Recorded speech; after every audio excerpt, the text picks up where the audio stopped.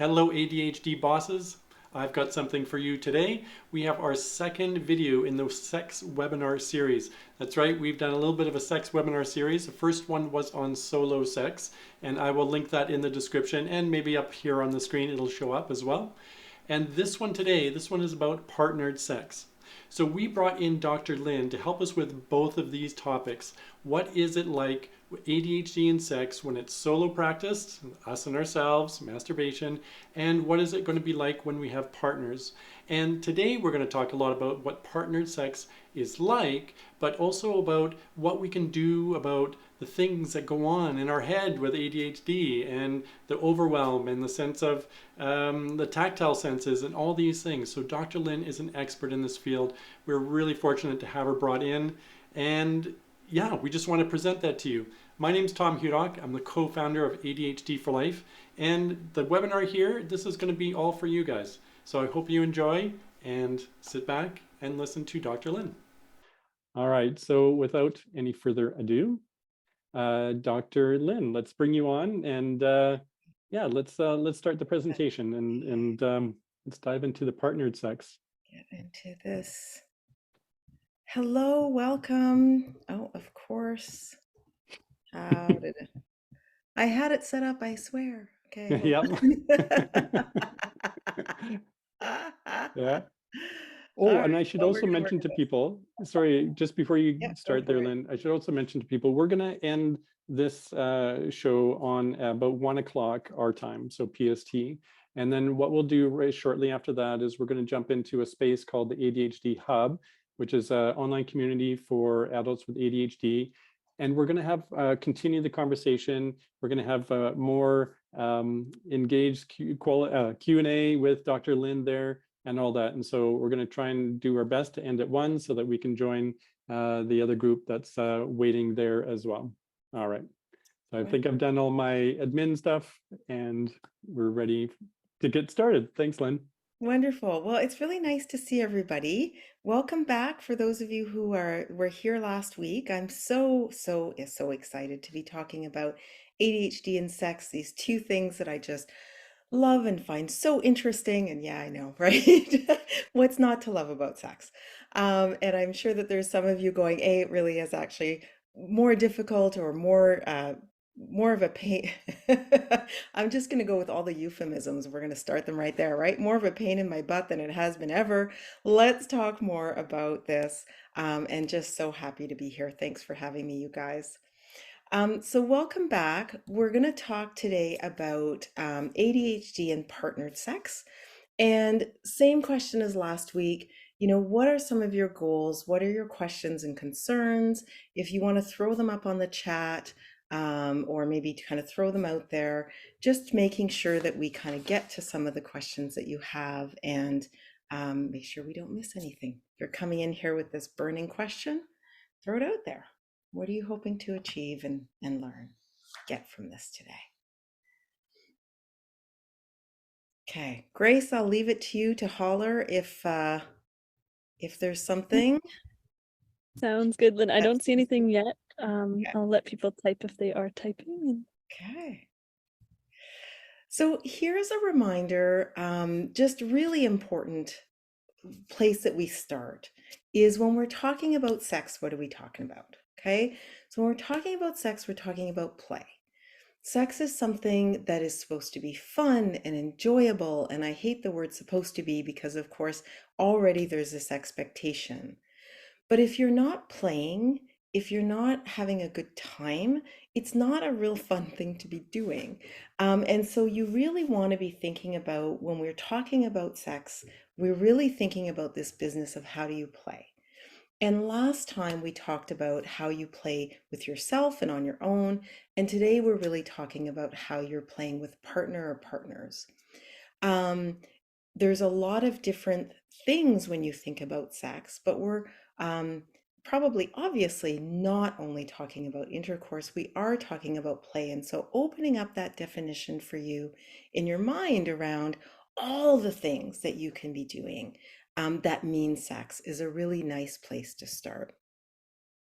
So our focus today is partnered sex, and I really kind of was trying to find pictures that would define partnered sex. And I think the first place, again, is looking at this idea that it means different things to different people. So when we're talking about partnered sex today, we're not necessarily talking about one partner or monogamous relationships or non-monogamous or casual. Partnered sex is going to be whatever it is for you, and that is what it is. And so, as we're going through some of the material and talking about some of the issues that can come up with ADHD and sex, just keep that definition that whatever partnered sex and partnered play is for you, that's what we're talking about. If there's something specific about monogamous couples, if from a literature perspective, for example, or heterosexual couples, then I'll let you know. But otherwise, the definition is whatever you have it to be. So when you think about ADHD in general and sexuality, some of the things that come up are the things that I think you would probably expect, right? I'm in hyperfocus, I'm working on all these projects, so there's no time for sex in my life. Maybe if I have ADHD and I have made choices or had non-condomed use sex, maybe I have all these kids now that I wasn't expecting to have, or I'm having to do all this parenting, and so there's no time today in my life, or I'm distracted during sex. So, I get started okay, and then my mind drifts off and goes to other places.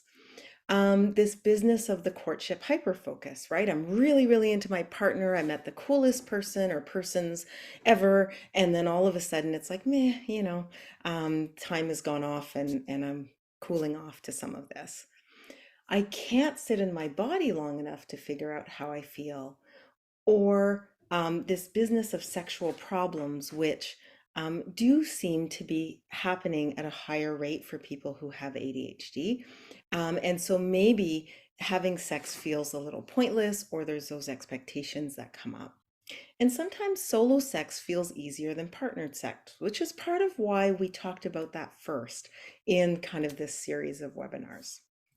So, when you think about some of the common ADHD and sex problems that I've identified, and we have this business around anxiety, attention problems, intimacy problems, sensations, hyperfocus, this business about sexual dysfunction and transition problems, right? How do I transition into sex?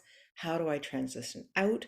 And so we'll do our best to touch on some of these today and talk a little bit more about how this is impacting you, and maybe if you found ways around that, or maybe other people have some ideas of how they've approached some of these problems. Okay, so how do you think these problems impact partnered sex? When you kind of look at this list, I gave you some examples. Are there other ones that come to mind, or you've heard of, or yeah, that you've thought about when it comes to specifically ADHD and sex? Maybe while people are thinking, Lynn, do you want to go back to the previous slide to show sort of might give some people some Absolutely. examples? These guys, yeah. Yeah, yeah. And maybe do you want to expand on maybe intimacy problems, just maybe what that Yeah. means? So Yeah. we're going to talk a little bit more about that, but it's really this idea of like the emotional connection. And sometimes that can be hard for us to really get connected and feeling vulnerable in relationship for many reasons. Um, Masking came up last week when we were talking about ADHD and sex, and it's a great kind of piece when we're thinking about intimacy and how masking can impact intimacy, how being vulnerable and maybe talking about some of our sexual preferences or interests can impact intimacy. And one of the things that we tend to see in the research is this business of when people have ADHD, there tends to be more sexual exploration, more interest in different types of sexual relationships, more non-monogamy, more interest or fluidity in regards to gender. And so all these things can really impact intimacy, particularly. I would like to get back to talking about sexual shaming, but particularly if you happen to be in a relationship or an environment where there's a lot of sexual shaming, it kind of can get in the way. right? Okay, feel like that's a lot. Anything coming up in the chat? Any questions before we dive into I'm what not feels seeing like? anything new in the chat yet. So No? Okay. yeah, It's okay. always hard, right? We're talking about sex and putting things out there can be difficult. It's totally fine. Can Um, I just, we did this last time, it's Dr. Claire here, just to remind us that if you're not sure you want to put your question in the chat, you can do a private message to Tom or Grace, the boss team, or Grace, and they can pass it along to Dr. Lynn. yes. Thank you, Dr. Clay. That's a great point. Yeah, the whole point is for everybody to be super comfortable, right? We're We kind of, just And got, we, sorry. sorry, Grace, I We know just you're got going to one talk about the next comment one. in. Oh yeah, it was saying keeping focus on body, rain in the brain. Raining in the brain, yes. Yeah. So difficult. Mm. And sitting in the body can be difficult on a good day. And now we're talking about sexuality where there's so many things that can be distractions, even in regards to, oh, I hope I smell okay. And, what are the expectations and how is this going to go? Or there's this sound. I think, Dr. Claire, you were talking about clocks last time, right? So there's these things that can kind of get in our ways, and they definitely impact partnered sex. I suspect that with partnered sex, there's just more distraction that can come in versus solo sex, where you control the environment a little bit more. Um, and, I would throw that out there to you and ask you what some of your thoughts are about that for sure. Okay. So, what are we talking about with partnered sex? Sexual activity that involves one or more consensual partners, right? We're talking about enthusiastic consent here. Sex that involves interacting with others either in person or in real time. So it's not just you and your computer, which is what we were talking about last time, or you on your own, but you and others. Okay. The activities don't have to necessarily lead to orgasm, but the goal is sexual pleasure, right? Whether that's talking or sharing or touching, you're involving you and other people. So there's advantages and disadvantages. I thought this time I would start with giving you some of the advantages that I can think about when you think of partnered sex, but I really would like some of your thoughts about that too. So if you think about the advantages, well, you've got more touch, right? More of those sensations. You may have that feeling of togetherness or of community. We've got this business around intimacy and those bonding feelings. What are some of the other advantages to partnered sex?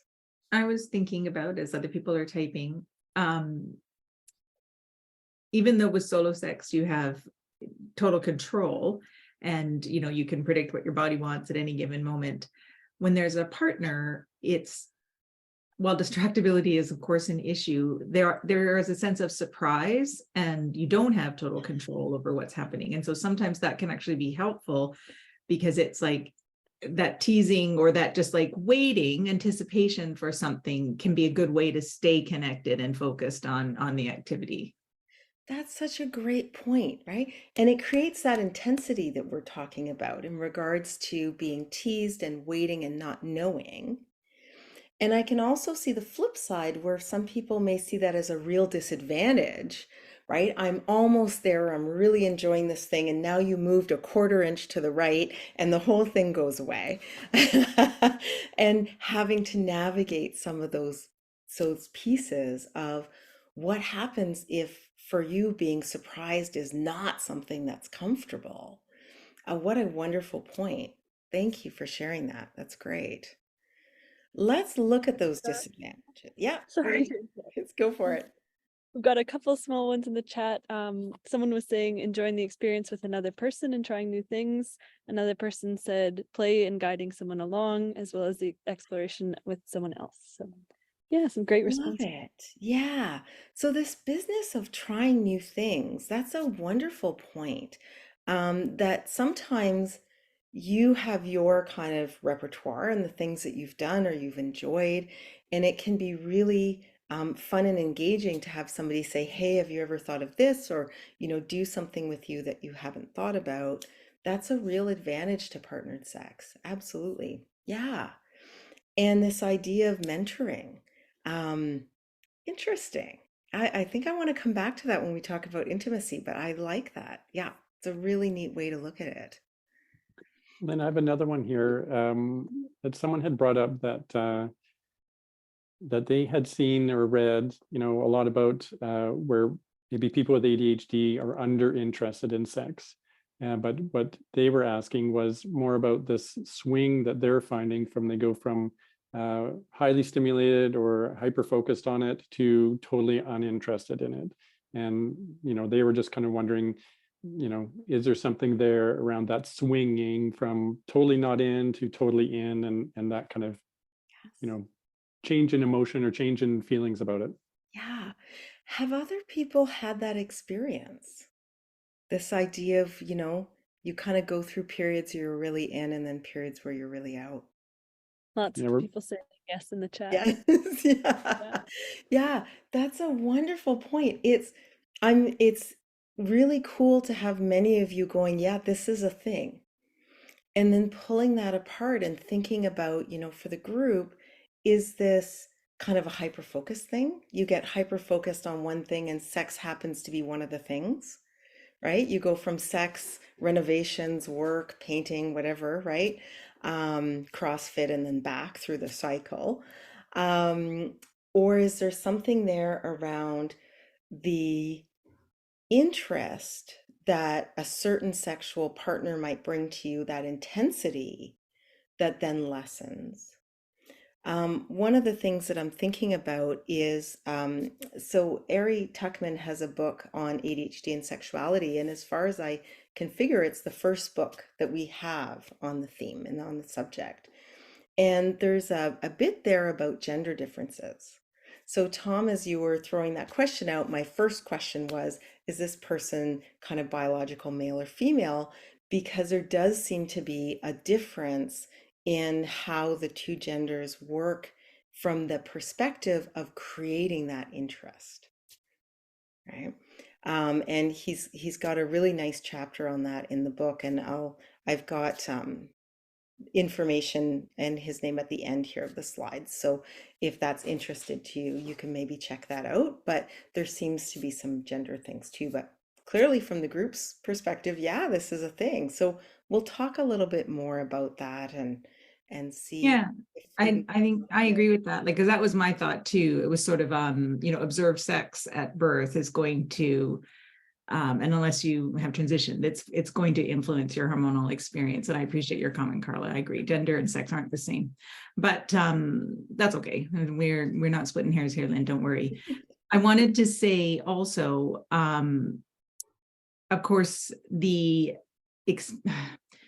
so in terms of like the disadvantages, it's also the and we say this in our relationships course, and I read it somewhere, but naturally I can't remember where I read it, but it's like women need to feel connected.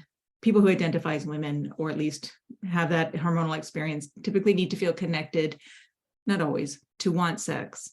And conversely, men often use sex to connect. And certainly when we talk about it in our group, our program, a lot of people identify with that difference in experience. It's like, I'm trying to use sex to connect with you. And then the other person's like, I can't do this until I feel connected. And then we're at an impasse. And that impasse can be very difficult to navigate. Where I think the ADHD tends to move things a little bit is this business around focus, but also intensity and willingness to create or to explore different things. And then so it can get even more complicated in regards to, okay, I'm trying to connect with you, or I'm trying to build this connection in different spaces. And we're doing it kind of in ways that are even more varied, which creates that layer of complexity to a relationship. Yeah, absolutely. So those are great points, you guys. Let's kind of look, I'm not even going to read the slides, but you know that there's disadvantages to partnered sex as well. Are there any disadvantages that people can identify, have heard about, that come up, that maybe go above and beyond some of the ideas that are here? I'm going to jump in and just suggest one of them might be you might not always get what you want or Yes. what you totally feel like you want right then, Yes. right? Yeah. Yeah. So you might not get exactly what you want. And if you tend to be somebody that has a hyper focus and are looking for like, it's this, right? It's this thing in this way, in this position, in this how. And that can really create a problem for sure. We've Okay. also got in the chat feeling bad that a partner, or I guess yourself too, is taking a long time to reach orgasm, and then because of distraction. But Yes. some people saying yes. And then from another person, not always being able to feel comfortable with new things and having too much going on in your head. Okay. I like the not comfortable with new things. That's a great point. And the thing with not being comfortable with new things is, particularly I think sexually, somebody can touch you one day and it can feel a certain way, and they can touch you another day and it may really kind of resonate in a different way in your body. And so it is difficult if you don't like change or new things to have to kind of feel some of those varied sensations and not knowing what the sensation is until you've kind of experienced it, right? And if we add that whole business around masking, and then I don't want to say to my partner, I think somebody was mentioning about the time to orgasm. Like, I don't want to say, well, you lost me 10 times in the last 10 minutes, and so I'm still not there yet. It makes it more complicated, right? Absolutely. Now, one of the things that I'm thinking about is if sex is play and it's not necessarily about orgasm, does it take some of that pressure off? And how does the group feel about, when we're thinking about sex, but not in relationship to having an orgasm? Is that okay? Or do you find that you tend to have partners where that kind of still is the ultimate goal? And you're talking about the ultimate goal of as being orgasm. As being orgasm. So if Yeah. we think about this business of, it takes me longer to achieve orgasm, Mhm. is that the goal, or is that your goal or your partner's goal? Is that still something that people find is kind of almost a sexual expectation, right? Or have we moved past that and this business of we can play and it doesn't matter? Mhm. And then But it can feel like pressure, hey? Like not just that you help the other person come to orgasm or other people, but that you yourself, because the other person might feel bad until you do, if you don't. And I mean, this is not specific to ADHD. I think that's when people start to fake. Yes. Mhm. Yeah. They just want it to be done. Yeah. Mm.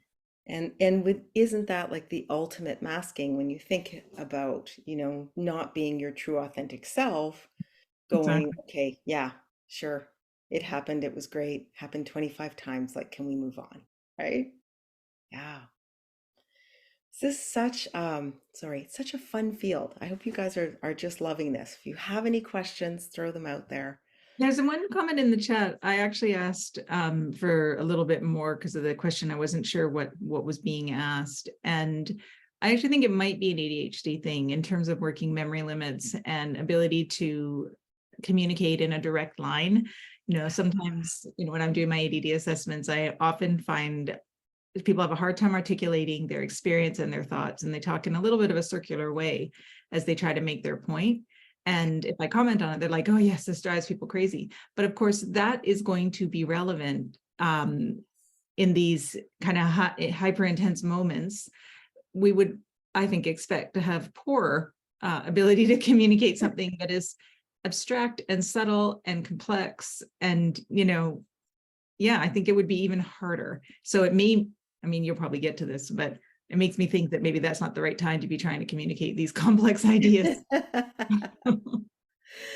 Well, and my concern would be, it's not the right time, but then if you're not in it, it might be really hard to remember Mm, what exactly it was that you were trying to articulate in that moment, right? So I would hesitate to say, well, we'll talk about it later, because I think then later, you'd be like, I don't know, right?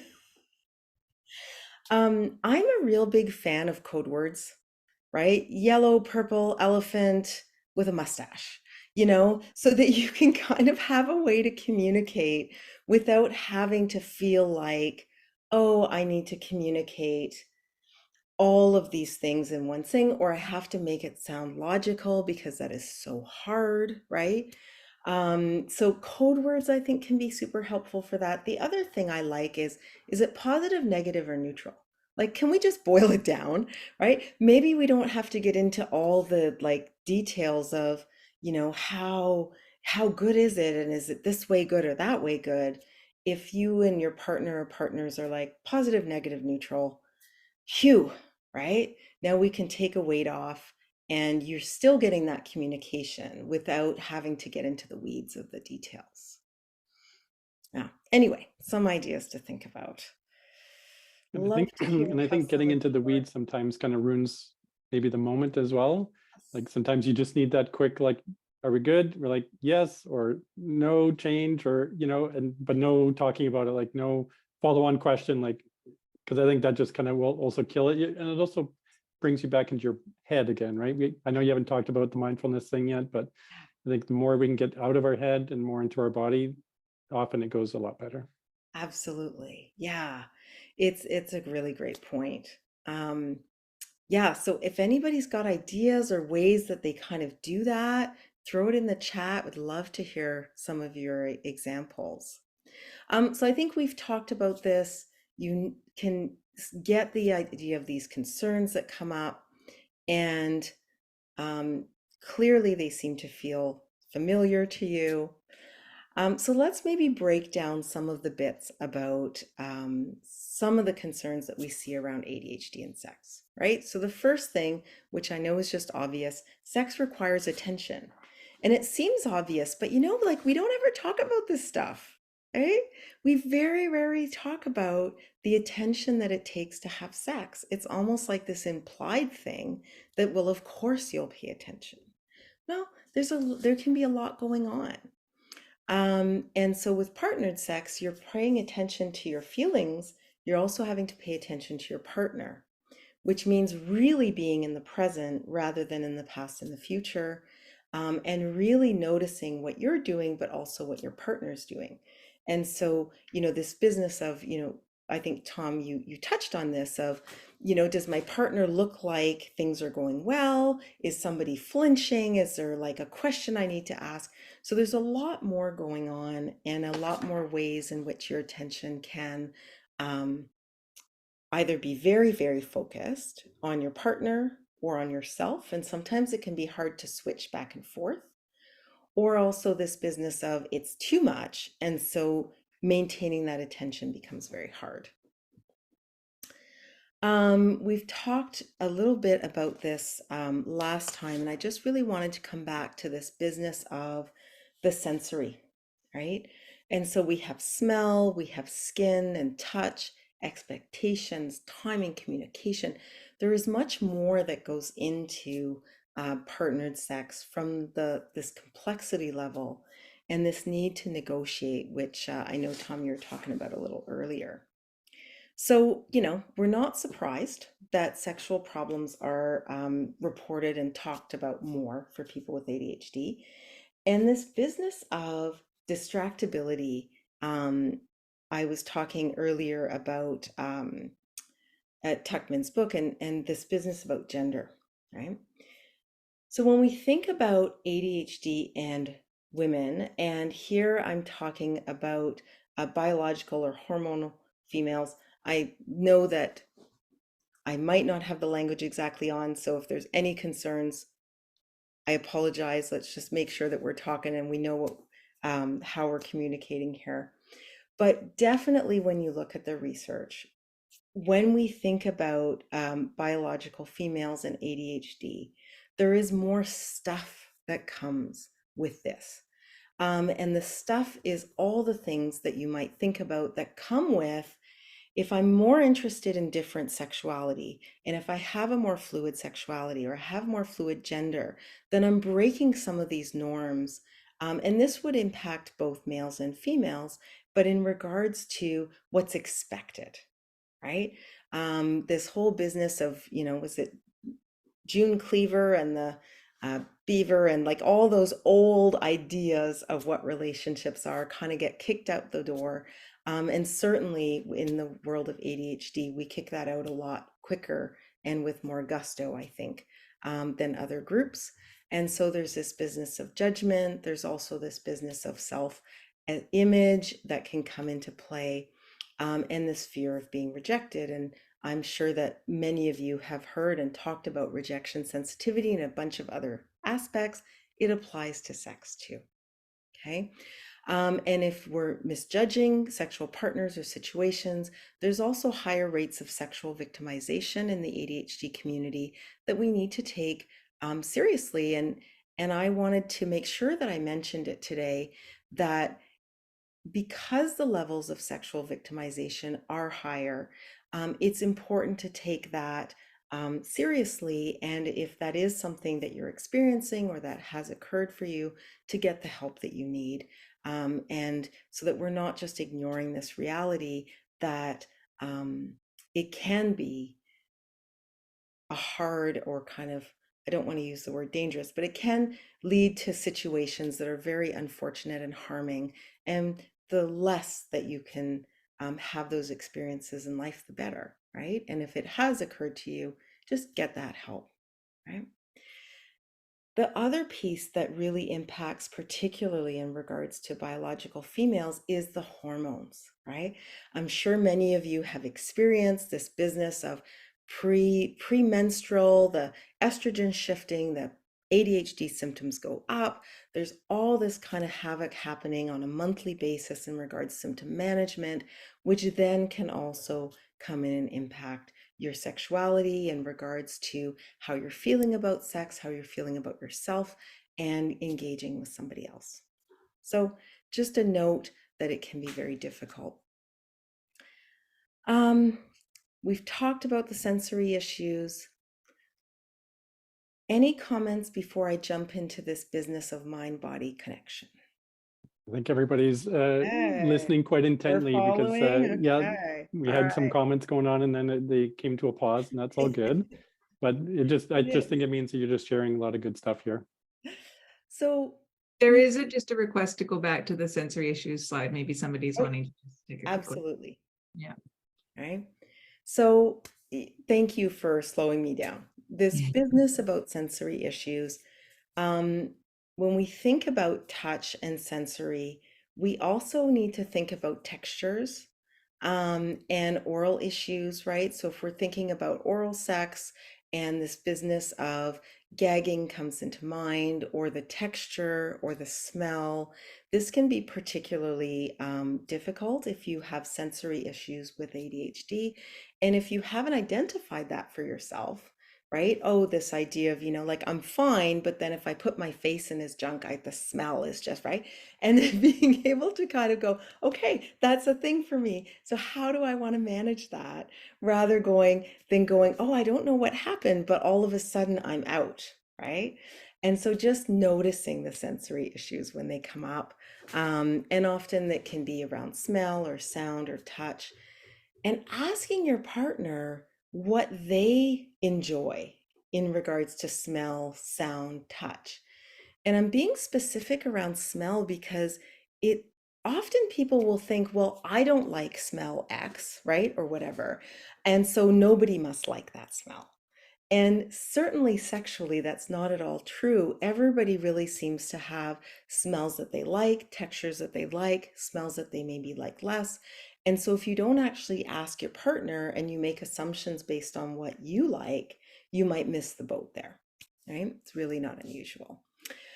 And then lighting as well. Ironically, I keep playing around with light because light is just can be really fun, creating warm light, candle light, blue light, brighter lights, and just figuring out what works for you and your partner and what you like, right? There's a lot of ways to play with lighting in a room. Okay, thank you for that comment. So this business about mind-body connection, right? Interoceptive awareness. How do I actually sit and ground in my body? And we had talked last time about this business of soft touch, hard touch, right? Pinchy touch.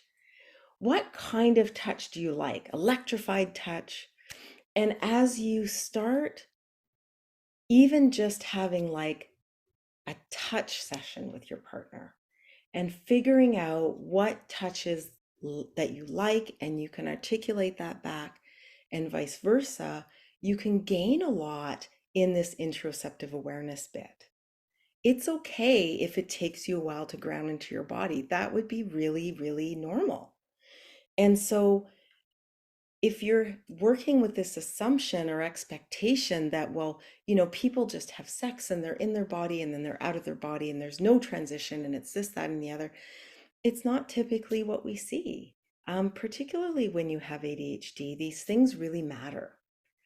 And so if I ask you, what's your favorite grounding exercise, right? If you need to get into your body, what is the favorite way that you have to do that?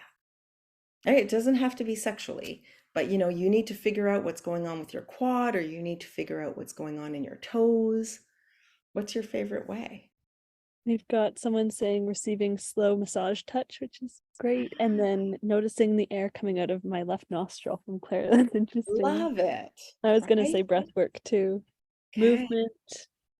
Okay. Yeah, lots of stuff coming in. So breath work is this, you kind of do this thing, right? Or this thing. Now, I've been told that you have a different experience depending on which nostril you block. Dr. Claire, are you got information on that one? I'm still not quite sure. It's funny you say that. I don't actually block. I literally just put all my attention into my left nostril and I keep it there. And in that effort, I get into the present moment and then I can start. Like I have to notice a sensation, because sensations are always now, right? There's no past or future with sensation. It's always now. So if I can get into any sensation, now I'm present, and then I can begin doing whatever mindfulness I want to do. But that's just I've probably, conditioned myself as well, like it's because it's what I always do. And so I always encourage people to choose a thing and do that, so that you just get lots of practice at doing that thing. One thing. Yeah, that's a great point, right? So many times we're told do 5 million things, and then none of them get to be something that works really well, right? Lori Brotto is a local sexual therapist, and she's got this great book on mindfulness and sex. And so that, can be a way to start getting into mindfulness or getting to know how you're going to do that grounding. I don't know. Am I allowed to swear in your community hub? I personally call it fucking yoga, because yoga, right? But fucking yoga actually works, sadly. So finding something that's going to work for you, even if it has to be something that you feel like, you might be pulling teeth to get at. If it works for you and you're able to get there, then great, right? All right. We're talking about intimacy. Yikes. Fear of intimacy. This business about intimacy and ADHD, masking, rejection sensitivity. It feels like we've got like the deck of cards is like stacked against us, right? How do we get through the fear of intimacy, to have the partnered sex, to drop the mask, to communicate in a way that is clear when that is a true struggle? And what are some of the fears around intimacy, particularly sexual intimacy, that impacts your willingness to engage with a partner? What are some of the things that come up as a group, or maybe you've heard other people talk about? I think Hi, sometimes when am we I have allowed to our speak? oh, Hi, sorry, Steph. Yeah, how if you are want. you? Hiya, yeah, sorry. I think a lot of it as well is to do with confidence. Okay, Um, trusting. and like, I mean, I don't know if anyone else has the same thing, but when like you play out things in your head, and the expectation of what you think you're gonna get, and then it doesn't always plan the way it goes in your head. And then I think when it gets to that point, then mentally it's sort of like you switch off and you think like, oh, okay, I'm not going to do this now. But yeah, I think it's like for me personally as well, it's confidence and too much going on in my head. I don't know if it's the same for anyone else or not. I'm not too sure. Yeah, thank you for that comment.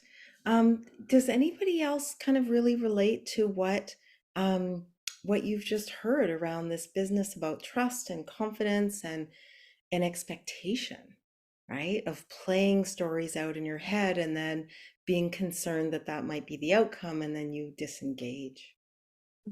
We've definitely got some people in the chat saying yes. Yeah, intimacy is hard. It'd be really nice if this was an easy thing. It's just not. And so let's talk about some of the ways that you can improve this bit while recognizing that this is tough and there isn't necessarily one answer or one easy way. They're all ways that we get there with struggle, right? Kind of like fucking yoga. You get there eventually, but there's a struggle. Okay. Lynn, I just thought Yeah. I'd interrupt here, and because we often hear in our groups when we run them that people sometimes feel, maybe they feel bad about it, but they often say that they overshare. You know, they feel like they're in a conversation and they overshare. And what goes along with that as well is sometimes they say, if they're talking with a neurotypical person, they don't get the same overshare back, but when they talk to another person with ADHD, they can feel more connected with that person because they both are kind of in their minds maybe oversharing or sharing more than more realism type of conversations or stories with each other. And so I wonder how you've seen that translate into in relationships where, you know, because we're talking about how hard it is to, you know, talk about intimacy, and whether this oversharing thing that comes along with ADHD sometimes, if that's helps or maybe it hinders in the, you know, in a relationship wise. That's a wonderful point, Tom. I think it really comes down to, I call it, it's one of the $1 million questions. So the $1 million question is, are you better off in a partnership with another ADHD partner? So two people with ADHD. Or are you better off in a partnership with an ADHD person and a neurotypical person? Okay, go. What do people think, right? Because this is the $1 million question. It comes up really frequently of the pros and cons of the different types of relationships. And I have an opinion that that both just have their challenges. But I would love to hear from everybody, like, what do you think, right?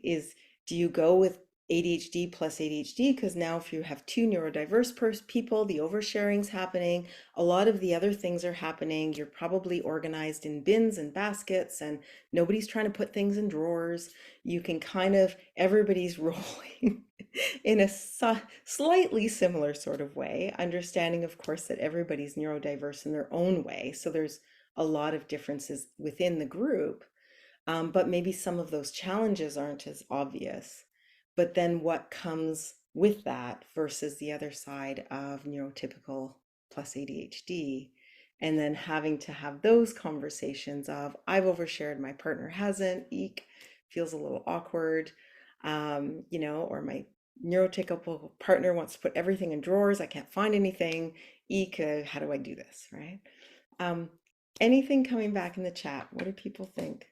Yeah, we've got a few responses. So one person is saying that they're in a relationship with someone without ADHD and it's super challenging, but they've not been in a relationship with someone who has ADHD and they feel like it would be a bit of a nightmare at times. Yeah. We've got another comment saying there can be an internal battle between usual oversharing versus prior sexual experiences, shame and embarrassment stopping you from communicating at all. So there needs to be a balance found. Someone else says, I'm going through an ADHD diagnosis and my partner shows signs of ADHD and autism, but undiagnosed. I am more open to talking and he isn't, so that's hard. Someone else says they think it really depends on the love languages and how the people communicate. Yeah, and then from the previous comment, they just added our son also has autism and other additional needs, which is also hard. So Yeah. lots of unique challenges in each circumstance, I think. Yeah, and I think, Grace, you're right. And that's kind of what it seems to really boil down to, is that there's challenges regardless of, essentially how life has worked out for you or how you've picked. And then it's navigating those particular set of challenges. Um, I think it's interesting how we've always tried to talk about and identify these differences and these challenges as we go through life. And we always kind of end up in the same place of, well, there's pros and cons of different ways of doing things. Um, so let's get into, how, what can we do about all this, right? What are some of the strategies? What are some of the ways? I'd love to hear some of the ways you found. The first way really does seem to be managing the ADHD. And so identifying the symptoms that are getting in your way, particularly if it's like distractedness, how do you manage that in the moment?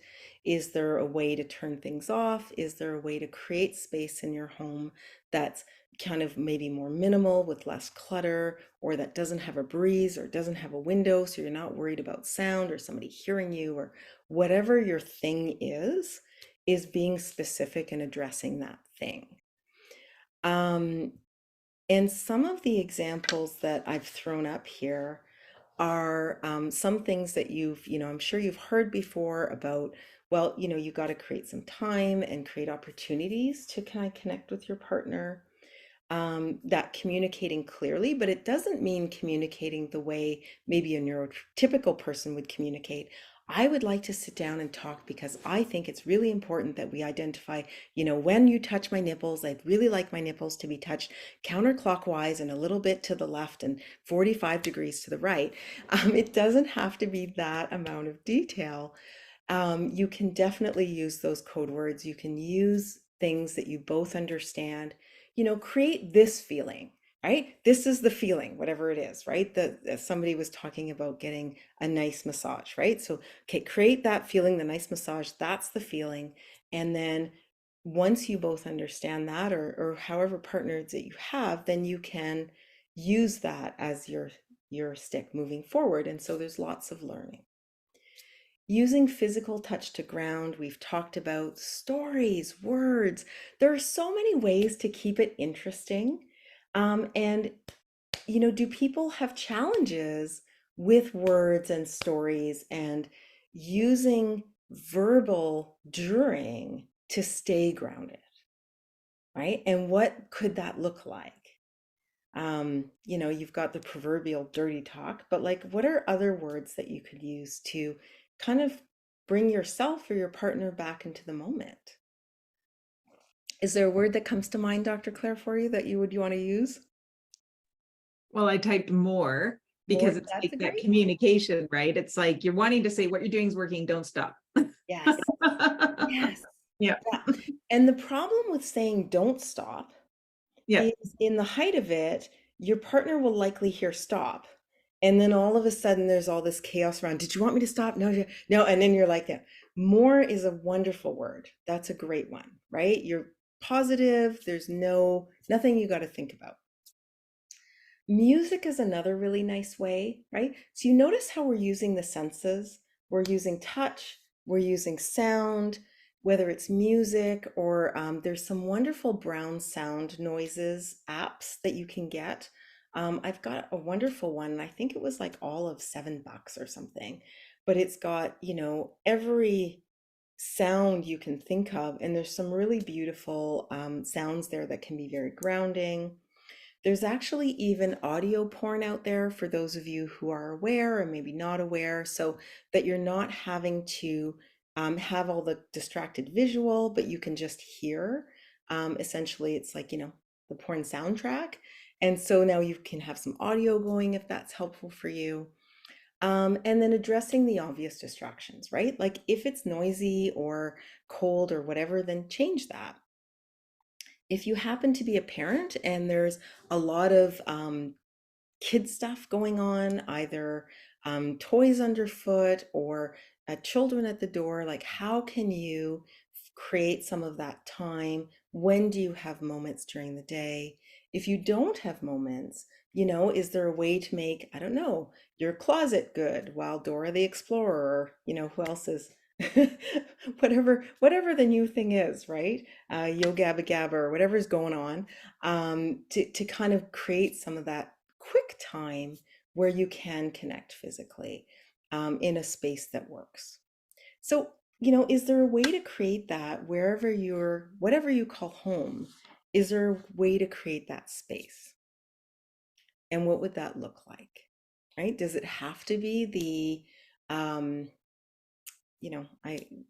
maybe that romantic candlelight thing? Can it be a G-string on the lampshade? Like, is that enough to kind of get your mind thinking about what's going on? And it doesn't matter. There's no expectations. You can just do what works for you and your partner. I was thinking, just, and you, of course, going to have a bunch of great suggestions, but just as you were talking about, for parents in particular, because I know that will be of interest to a lot of listeners. One of the, and I suspect people who are not neurodiverse also would benefit from this, is to keep the interest. I think and to manage the transitions and to be able to be ready when the opportunity arises, is you kind of have to start early in the day of just sort of little brushes, little, just like signals that, like, if you're up for it, I'm kind of interested, like, and it's sort of just like the slow burn over the course of the day. I think that can be a really helpful way for someone with ADHD to get aroused actually in time.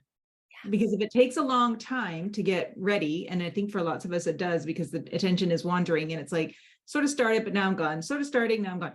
And so I think if it's like over the course of the day, you are more likely to be mentally prepared and maybe physically prepared, if you get an opportunity, which maybe you don't always, but if you get one, you can take advantage of it. Absolutely. Yeah, that's a great point, right? And the research is really clear. If you have a partner that participates in chores and does their share, that's going to be really arousing. And that's going to be an important part of this, which may also be, and we were talking earlier about the partnered who ADHD versus non-ADHD, having a partner that is managing their symptoms and doing their share of the chores and participating also makes all of that easier, right? Even if we just talk about in general. I'm not going to read through this. You guys can see kind of some of the ideas. The sexual shaming is the one I just want to put a particular point on. We can have a real habit or thought about somebody says something sexual or talks about something sexual, and maybe we laugh or we kind of assume it's a joke or we don't take it seriously. Really being careful to not have any of the sexual shaming in your partnerships, where you can talk openly about anything and get that curiosity. Tell me more about that, right? What is it about that that's interesting to you, rather than that negative, kind of any sort of thing that can be taken negative, which, as our other listener was saying, then you right away, you kind of stop and you pull back. So when you're thinking about creating this better sex life, how would you like to make your partnered sex play, right? What would that look like for you? How would you like to connect with your body during partnered sex? How do you want to engage your mind, right? So if your mind is distracted and going everywhere, well, how are you going to engage that? What is going to help you stay in the moment, but also engaged in the moment? Not just, we've done this 150 times and I know exactly what the next touch is going to be. How do I keep my mind active and interested and connected, and ensuring this mind-body connection, right? And also this business of transitioning out, in and out, in the same way that, you have to transition in, as Dr. Claire was talking about, but also transitioning out and going back to life and responsibilities and childcares and parenting and whatever else you have going on, that are the other parts of your life. rather than, okay, I've transitioned in, but now the only thing I'm thinking about is sex. And we were talking about that earlier today. You know, I want to do it 6 times a day for the next 2 weeks. And then, but then I'm out and I don't want to have to think about it again, right? I didn't ever transition out. And then we create these big swings. And then, of course, this balance between solo sex and partnered sex. So I did want to take the time today. There's some plans here again, if this is a different way to look at, you know, how you want to figure out those sexual goals and accomplish them. What does that look like? I wanted to just take the time. I didn't get through my slides the last time, so make sure that I'm just recognizing this is a very emergent field. We have very little bits of information, and we're only just starting to build on that. And so, you know, I really want to thank people who have started to do that work and encourage people, you know, as you have thoughts about your own sexuality or things that you've identified or noticed, like throw it out there, throw your ideas around, because we're just trying to figure this stuff out.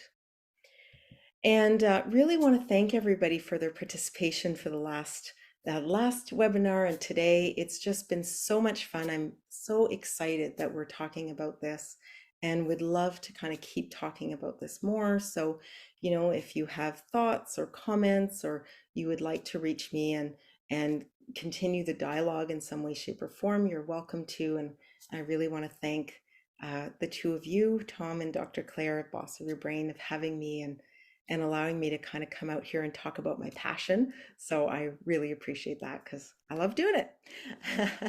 Well, it was great to have you, Lynn. Yeah. Yeah, I totally loved all this. And I know, like, we will produce a recording of this. And I do know that people will go back and watch some of this again, because there was some really good nuggets in here that, you know, maybe just listening to it the first time through, you won't totally grasp on it. But, you know, if you're able to watch it again, you can kind of rewind that one little section that you learned, you know, the one thing that you really wanted to take away from this. And so, yeah, we'll definitely do the recording, because there was several, like I wrote notes down, there's several things for me that I learned out of this. So thank you very much for coming on.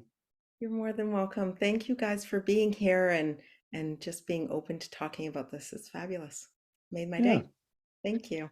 All right, thanks everyone. So for those who are bosses, we call everybody in our community bosses, and so be the boss of your own brain. Yeah, we'll jump onto that call now, and we'll continue the conversation there. And yeah, expect an email coming out for me. So I'll follow up with everybody, make sure everybody's got the recording and all those kind of things. Wonderful. All right, thank you everyone, and have a wonderful day.